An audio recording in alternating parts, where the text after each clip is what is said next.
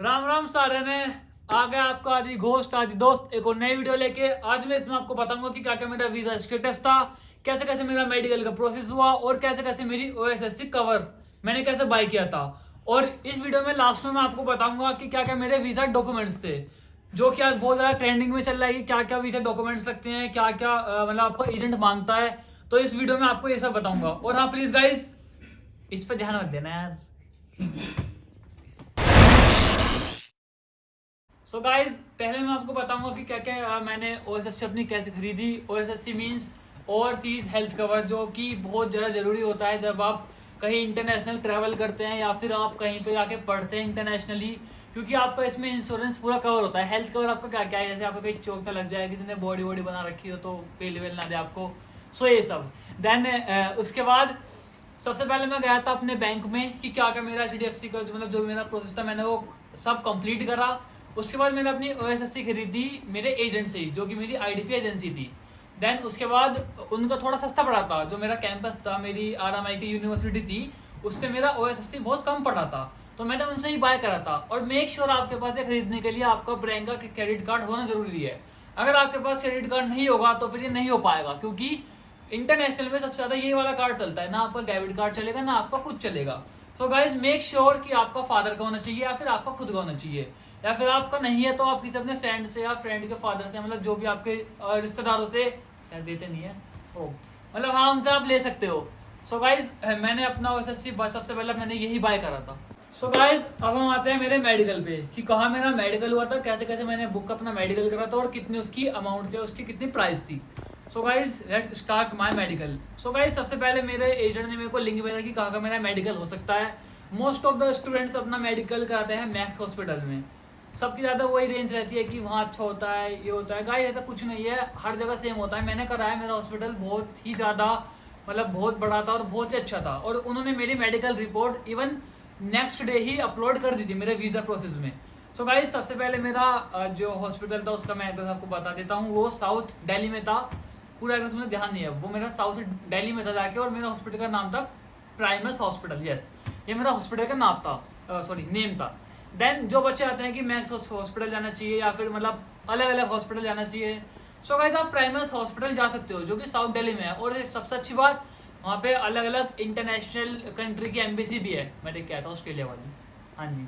उसमें बहुत सारी मतलब फ्रांस की, पेरिस की, मीन्स सॉरी फ्रांस की मतलब है, उसमें बहुत सारी एम्बेसी है जो आपको देख सकते हो। वहाँ का व्यू भी अच्छा है। और देन गाइज सबसे पहले मेरा मेडिकल जो बुक किया था वो हुआ था मेरा 4800 समथिंग इसमें हुआ था, मीन्स अप्रोक्स 5000 आप मान सकते हो कि मेरा इतना में मेरा मेडिकल बुक हो चुका था। देन उसके बाद मैंने जैसे अपनी ओएसएससी खरीदी। ओएसएससी गाइज मैंने अपनी खरीदी थी निब से, NIB। वो बहुत अच्छा था, मतलब सस्ता पड़ा और अच्छा पड़ा। वो मेरी कम से कम जब तक मैं हूँ 3 साल तक की है मेरी वो। सो गाइज उसके नेक्स्ट मैंने स्टेप ही मेरा मेडिकल का हुआ, मैंने अपना मेडिकल बुक करा। देन मैं अपने मेडिकल पे गया। और गाइस सबसे मेन चीज़, आप अपने मेडिकल में अपना पासपोर्ट जरूर ले जाना, और आपका अगर कोई कोविड वेरिफिकेशन हो या फिर सर्टिफिकेट हो वो ले जाना। वैसे मेरा नहीं मांगा था पर मैं ले गया था। और अपना आधार कार्ड, ये 3 चीज़ आपकी बहुत ही ज़्यादा मैंडेटरी है कि आप इन सबको ले जाओ। सो गाइस अब हम बात करते हैं अपने वीज़ा डॉक्यूमेंट्स की और क्या क्या मेरा वीज़ा प्रोसेस था। वीज़ा डॉक्यूमेंट्स में आपको वीडियो के एंड में बताऊंगा कि क्या क्या उसके वीज़ा डॉक्यूमेंट्स थे। उसकी मेरे पास पूरी लिस्ट है, वो याद नहीं हो पाई मेरे से, मतलब होगी किसी से क्या क्या कह सकते हैं, एक दो भूल गए तो और दिक्कत हो जाएगी। माटा सा बस के चलना होता है इसलिए। ठीक है गाइस, सो लेट्स स्टार्ट करते हैं। अब सबसे पहले आप अपने एक दिन पहले एजेंट से बात करें कि आपको कब आपका वीज़ा टाइम वो करना है, मतलब कब उसके पास जाना है। और मेक श्योर कि आप अपना वीज़ा फाइल अपने एजेंट के साथ में बैठ के करें। सबसे मेन बात ये है इसमें, क्योंकि जैसे किसी किसी के सेंटर या फिर किसी किसी के एजेंट बहुत दूर के होते हैं। सो गाइज वो बोलते हैं कि हम आपके जूम पे कर लेंगे या कुछ कर लेंगे। सो गाइज ये गलती आपको नहीं करनी है दोस्तों, ये गलती आपको बिल्कुल नहीं करनी है। थोड़ा सा एक दिन का टाइम लेकर आप उसके पास चले जाइए, अपने सामने आप अपने डॉक्यूमेंट्स अपलोड कराइए ऑस्ट्रेलिया के ईमी अकाउंट पे, मतलब जो भी आपका ईमी अकाउंट रहता है। इसके बारे में भी आपको बताऊंगा कि क्या क्या ईमी अकाउंट पे होता है। इसकी शॉर्ट फॉर्म ईमी अकाउंट है, वैसे हम इसको बोलते हैं इमिग्रेशन अकाउंट, जो भी मतलब जो कि आपका सब क्लास 500 वीजा में आपका होता है। सो गाइज देन उसके बाद आप अपने डॉक्यूमेंट्स उसके सामने अपलोड करवाइए। फिर आपको देखना है कि कौन कौन से डॉक्यूमेंट्स अपलोड हुए हैं या फिर कौन कौन से डॉक्यूमेंट्स अपलोड नहीं हुए हैं।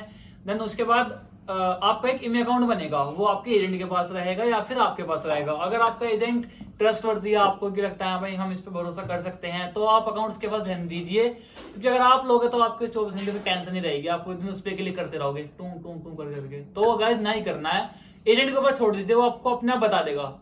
ठीक है गाइस। देन उसके बाद आपको फीस पे करनी है, वो आपको मैंने बताया कि फीस कैसे पे होनी है। वही आपका बैंक का कार्ड रहेगा जो आपको मैंने अभी पहले बता रखा है। आपकी फीस जो है अब इंक्रीज हो गई है, देखो मेरी भी गई थी इतनी। आपकी जो फीस हुई है वो हुई है 710 AUD, ऑस्ट्रेलियन डॉलर्स में हुई है ये। और अगर हम इंडियन रुपीज को उसको कन्वर्ट करते हैं तो आई थिंक 39,000 अप्रोक्स ये बैठती है वो। सो गाइस आपको पे करनी है। देन आपकी पे होते ही ये आपकी फीस एम्बेसी तक पहुंच जाएगी। तो गाइस अब मैं आपको बताऊंगा कि कैसे कैसे मेरा वीजा कितने दिन में आया था और क्या क्या कब मैंने अपनी फाइल अपलोड करी थी और कब मेरा वीजा ग्रांट हुआ था। सो गाइस सबसे पहले बात, अगर मैं अपने हॉलीडेज को हटा देता हूं तो मेरा वीजा इन 10 डेज आ गया था। यस, मेरा वीजा इन 10 डेज ग्रांट हो गया था RMIT यूनिवर्सिटी का, जो कि मेरा कोर्स है bachelor of biomedical science at Bundoora campus.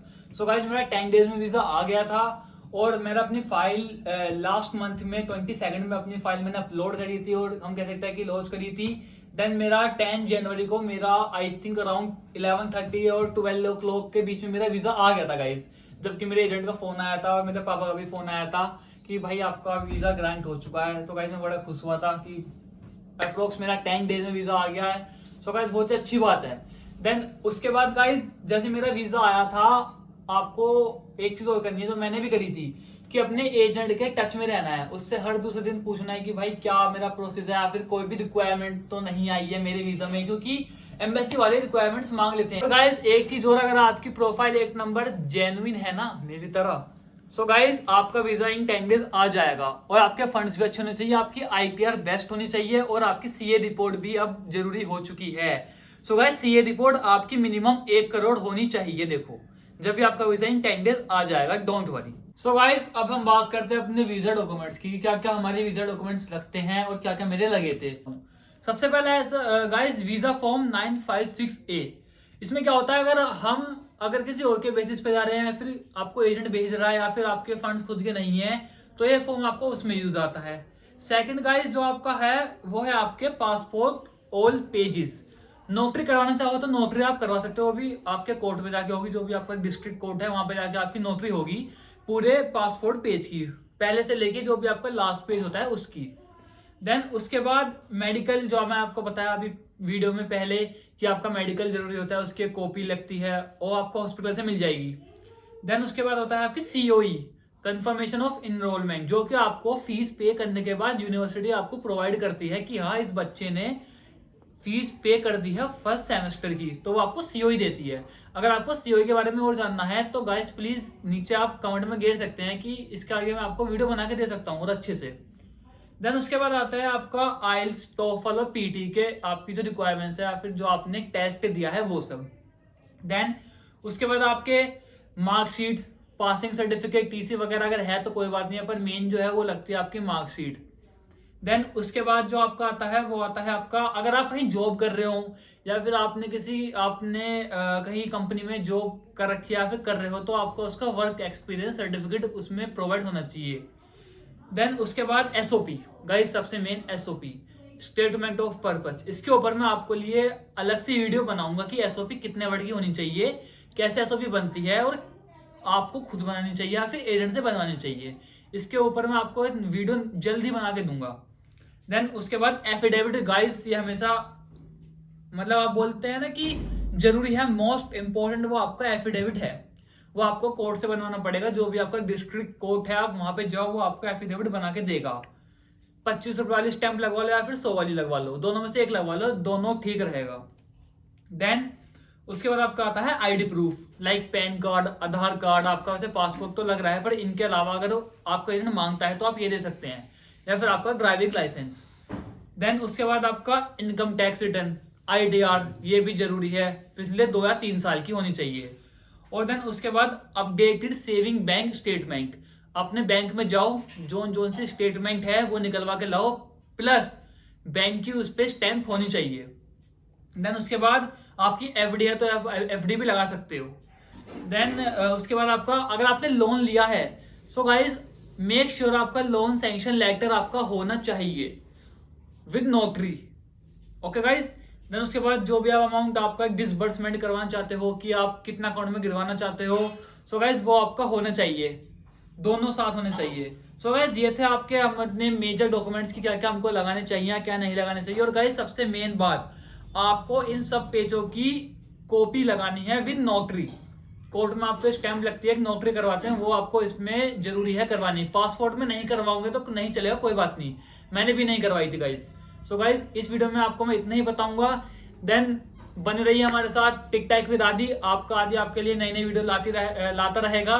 And then sorry guys, then उसके बाद आपको जो जो डाउट्स हैं, जो आपके डाउट्स रह गए हैं गाइज, मेरे को कमेंट सेक्शन में बताइए। और guys please subscribe and like and please share my video and my channel, जिससे कि हमारा चैनल ऊपर उठे और मैं आपके लिए नई नई वीडियो लाता रहूँ।